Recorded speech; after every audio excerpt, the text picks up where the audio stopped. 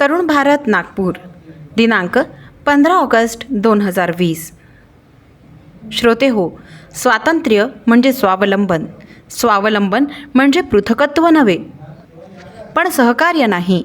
परावलंबन यातली भेदरेखाही आपण ओळखली नाही. स्वावलंबन खऱ्या अर्थानं आपल्या सुलतानांना सुचलंच नाही. परकीय मदतीची अशी काही भुरळ त्यांना पडली की त्या मदतीच्या ढिगाऱ्यात आपलं सगळं स्वत्व दबून गेलं, तरीही त्यांच्या ध्यानात आलं नाही. 15 ऑगस्ट 1973 रोजीच्या तरुण भारतमधील अग्रलेखातील हे उद्धृत आहे. येत्या स्वातंत्र्य दिनाच्या पृष्ठभूमीवर भारताचे पंतप्रधान नरेंद्र मोदी यांनी आत्मनिर्भर भारताचा मंत्र देशवासियांना दिला आहे. आत्मनिर्भरता म्हणजेच खरं स्वातंत्र्य हे गेल्या 73 वर्षात देशाची सत्ता दीर्घकाळ उपभोगणाऱ्यांना सुचलं नाही. सुरक्षा, शिक्षण, संस्कृती, आरोग्य या महत्त्वाच्या क्षेत्रात आत्मनिर्भरतेची सुरुवात होत असताना तरुण भारतचा 47 वर्षांपूर्वीचा हा स्वातंत्र्याचं मूलभूत चिंतन व्यक्त करणारा अग्रलेख श्रवण करण्यासाठी सिद्ध व्हा. शनिवार दिनांक 15 ऑगस्ट 2020 रोजी हा अग्रलेख प्रसारित केला जाईल. त्यासाठी सबस्क्राईब करा. तुमच्याकडे आलेली ही लिंक आपल्या आप्तमित्रांनाही पाठवा. स्वतंत्रते त्वामहम यशोयुताम वंदे.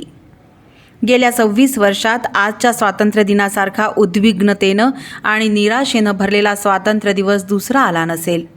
मानवाच्या हर्ष विषादांची तीव्रता कालांतरानं क्षीण व्हावी हे स्वाभाविक असलं तरी राष्ट्राच्या इतिहासात पाव शतकाचा काळ हा काही फार मोठा अवधी नाही.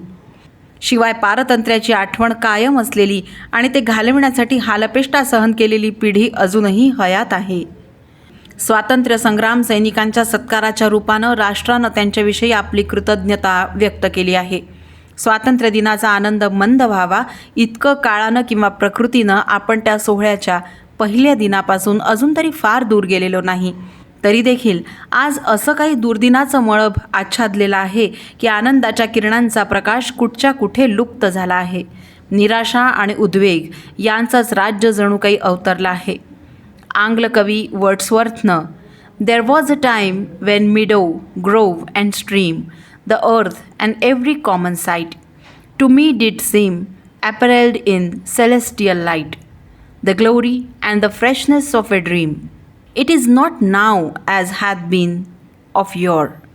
Turn wheresoever I may, by night or day. The things which I have seen, I now can see no more." हे जे म्हटलं आहे ते जणू काही भारताच्या आजच्या दशेला पाहूनच तर म्हटलं नाही ना असं वाटतं. स्वातंत्र्याचा स्पर्श कसा विलक्षण असतो. शेतं, रानं, झरे, ही उघडी जमीन एवढंच काय, पण जे जे म्हणून दृष्टीस पडतं ते स्वर्गीय प्रकाशानं न्हावून निघालेलं वाटत होतं. एक भव्य, एक ताजं स्वप्न तेव्हा होतं, पण आता ते काही उरलं नाही. मी इकडे पाहतो, तिकडे बघतो, रात्री बघतो, दिवसा बघतो, पण जे पूर्वी बघितलं होतं ते आता काही दिसत नाही.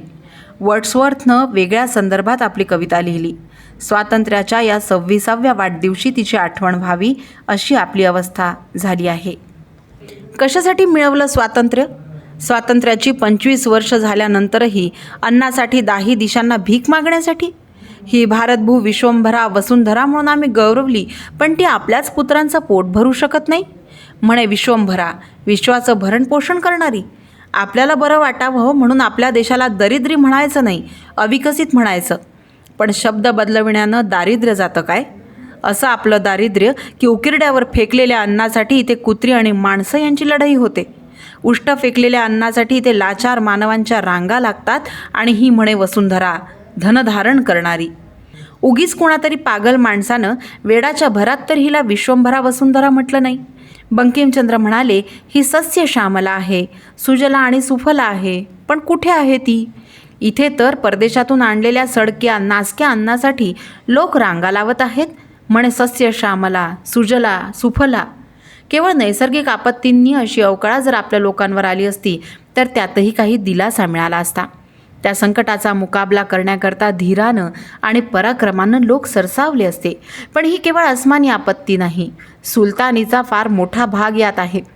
स्वातंत्र्याची सगळी कळा या सुलतानीनं खरवडून काढली आहे. आपण ज्या वेळेला स्वतंत्र झालो आणि आपले भाग्य विधाता बनलो त्याच वेळेला दुनियेतील आणखीही काही देश स्वतंत्र झाले. काही देश तर भीषण महायुद्धाच्या राखेत लोळत होते, काही अस्तित्वासाठी धडपडत होते, पण ते आगीतून सोनं उजळून निघावं तसे उजळून निघाले. मरतात की राहतात असा ज्यांच्याविषयी संशय, ते मृत्यूवर मात करून दिमाखानं उभे ठाकले. संकटं त्यांच्यावरही आली, निसर्ग कधीकधी तिथेही कोपला, पण त्या सर्वांवर मात करून गौरवानं ताठ मानेनं ते उभे राहिले. जगाला आव्हान देत दिलेली आव्हानं स्वीकारीत उभे राहिले. त्यांनी वाळवंट सस्य श्यामल बनवलं, राखेतून कारखाने उभवले, पराभवाचं जहर पचवलं, स्मशानात पुन्हा मांगल्याचे मनोरे उभे केले. आणि आपण एवढे कर्मदरिद्री आणि यज्ञदीन की सस्य श्यामलेलाच भिकेला लावलं. स्वातंत्र्य म्हणजे स्वावलंबन. स्वावलंबन म्हणजे पृथकत्व नव्हे, पण सहकार्य आणि परावलंबन यांच्यातील भेदरेखाही आपण ओळखली नाही. लक्षात न येण्या इतकी ती सूक्ष्म किंवा अस्पष्ट नाही, पण स्वावलंबन खऱ्या अर्थानं आपल्या सुलतानांना सुचलंच नाही. परकीय मदतीची अशी काही भुरळ त्यांना पडली की त्या मदतीच्या ढिगाऱ्यात आपलं सगळं स्वत्व दबून गेलं, तरी त्यांच्या ते ध्यानातच आलं नाही. गेले 25 वर्षात आर्थिक, वैज्ञानिक, लष्करी, राजनैतिक अशा राष्ट्रजीवनाच्या अत्यंत महत्त्वाच्या क्षेत्रात निरनिराळ्या मदतींनी असे काही आपण बांधलं गेलो आहोत की आपलं तंत्र म्हणून कुठे दिसतच नाही. जिथे आपलं तंत्र नाही तिथे स्वतंत्रता शोधावयाची कुठे? या अंधारातही प्रकाशकिरणं चमकली नाही तसं नाही. गेल्या वर्षीचा स्वातंत्र्य दिवस केवढा गौरवशाली होता. एक विजयशाली राष्ट्र म्हणून आपण जगासमोर आलो होतो.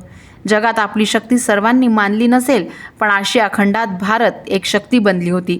मानसिक दृष्टीनं हा केवढा लाभ आपण आपल्या पराक्रमाने मिळवला होता. परंतु पुन्हा आपण आपल्या नेहमीच्या सुस्तीत गेलो. देशाच्या काही भागात अवर्षण पडलं तर जणू काही वर्षानुवर्षे दुष्काळाचीच ही भूमी आहे अशी आपली स्थिती झाली. आपले गेल्या 20 वर्षांचं नियोजन एवढं तकलादू होतं की गेल्या 1-2 वर्षात जी आर्थिक आणि व्यापारी धोरणं आपल्या सरकारनं आखली, त्यांचा परिणाम म्हणून ही अवकाळा आपल्यावर आली. स्वातंत्र्य हे केवळ स्वातंत्र्यासाठीही हवंच असतं.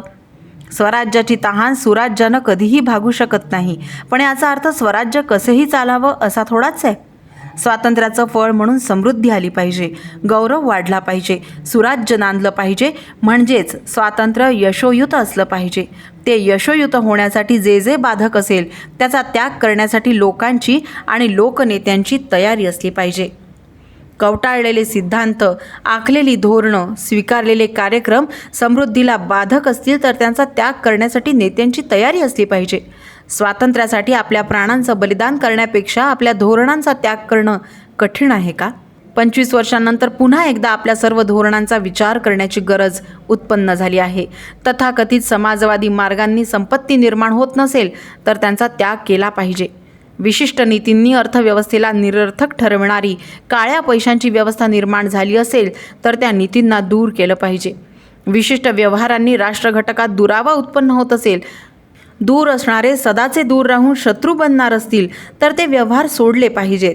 ज्या कारणांनी अराजकाचं वातावरण निर्माण होत आहे असं दिसतं, ती कारणं दूर सारली पाहिजेत. थोडक्यात प्रयत्नांची पराकाष्ठा करून स्वतंत्रतेला यशोयुत केलं पाहिजे. स्वतंत्रते भगवती त्वामहम यशोयुताम वंदे असा उत्स्फूर्त, विलक्षण, उत्साहानं भरलेला, आनंदानं ओतप्रोत असा उद्घोष जनसामान्यांच्या कंठातून उमटला पाहिजे. त्यांनी साऱ्या दिशा निनादल्या पाहिजेत. सारे स्वर्गस्थ स्वातंत्र्यवीरही त्या घोषानं पुलकित झाले पाहिजेत. दुर्दैवानं आजच्या स्वातंत्र्यदिनी असा उद्घोष करण्याचं वातावरण आपल्या देशात नाही. ही विलक्षण, वेदनादायक अशी खंत आहे. हे निराशेचं मळभ लवकरात लवकर दूर होवो आणि नमामि कमलाम अमलाम अतुलाम सुजलाम सुफलाम श्यामलाम सरलाम सुस्मिताम भूषिताम धरणीम भरणीम असं यथार्थतेनं म्हणता येण्यासारखी आपल्या देशाची स्थिती करण्याची लोकनेत्यांना सद्बुद्धी आणि देशवासियांना प्रयत्नांची प्रेरणा मिळो, हीच या स्वातंत्र्यदिनी परमेश्वराला प्रार्थना. तरुण भारतचा हा विशेष अग्रलेख आपण tarunbharat.net या संकेतस्थळावरही ऐकू शकता. धन्यवाद.